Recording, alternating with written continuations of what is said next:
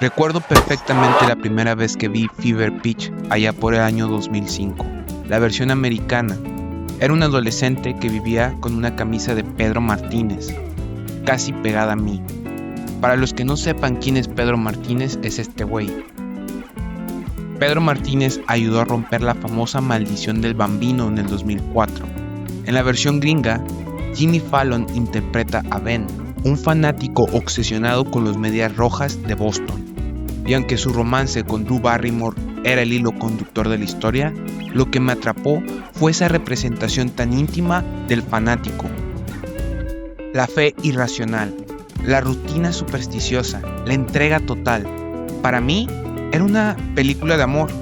Sí, pero el amor al béisbol y sobre lo que cuesta dejarlo entrar en otras partes de tu vida. Años después, me acerqué al texto original, leí el libro de Nick Hornby y luego vi la versión inglesa de Fever Pitch de 1997. Y fue extraño. Ambas versiones de Fever Pitch giran alrededor del mismo conflicto. ¿Se puede ser un fanático total y al mismo tiempo una pareja comprometida?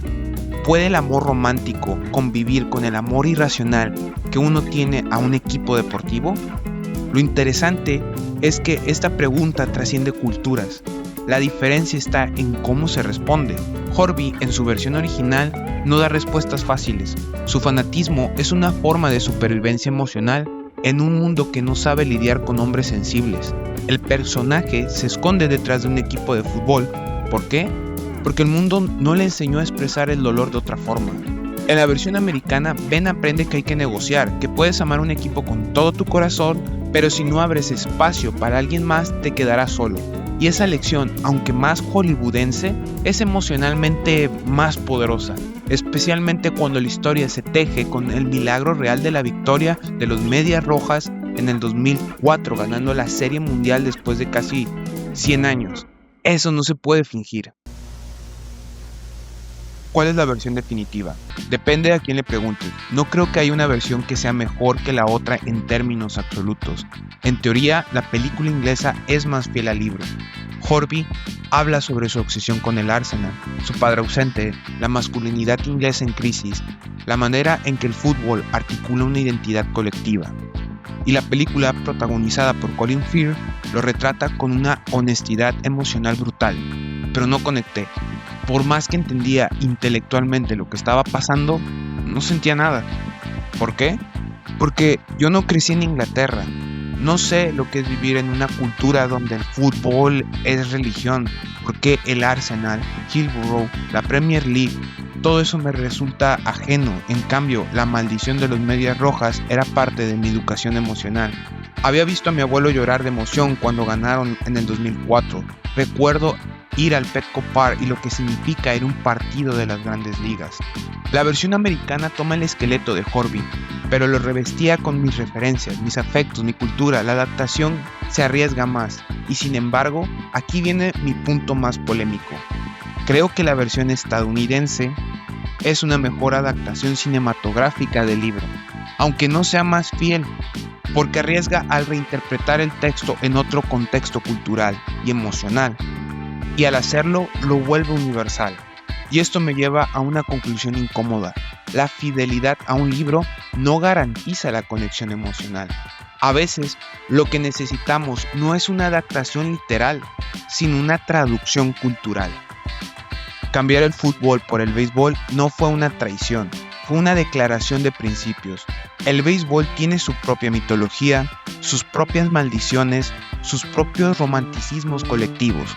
Cuando Jimmy Fallon decide no asistir a un partido histórico por amor, la película convierte esta decisión en una catarsis compartida. No solo para él, sino para millones de fans que vieron cómo en el 2004 los Red Sox rompían una maldición de 86 años. Además, desde lo cinematográfico, la versión americana es más estilizada. Tiene una fotografía más cuidada, un montaje más fluido y un mejor uso del entorno. Fenway Park no es solo un escenario, es un personaje. Mientras que la versión británica se apoya más en el guión y las actuaciones, con ese tono casi teatral. La estadounidense utiliza recursos del cine clásico de comedias románticas con eficacia, ritmo, química entre actores y escenas icónicas como la de Drew Barrymore corriendo por el campo, que apelan a pura emoción. You know what's really great about baseball? You can't fake it. You know, anything else in life, you don't have to be great in. Business, music, art, and then you can get lucky. Really? Yeah, you can fool everyone for a while. You know, it's like not baseball. You can either hit a curveball or you can't. That's the way it works. You know? You can have a lucky day, sure, but you can have a lucky career. It's a little like math. It's orderly. Win or lose, it's fair. It all adds up. It's like not as confusing or as ambiguous as Life? yeah. Ambas versiones en el fondo hablan de lo mismo, del miedo de muchos hombres a crecer, de cómo el fanatismo puede ser una forma de controlar la incertidumbre de la vida, pero una lo hace desde la melancolía y la otra desde la esperanza. Como fanático de los Medias Rojas entiendo que ambas emociones coexisten.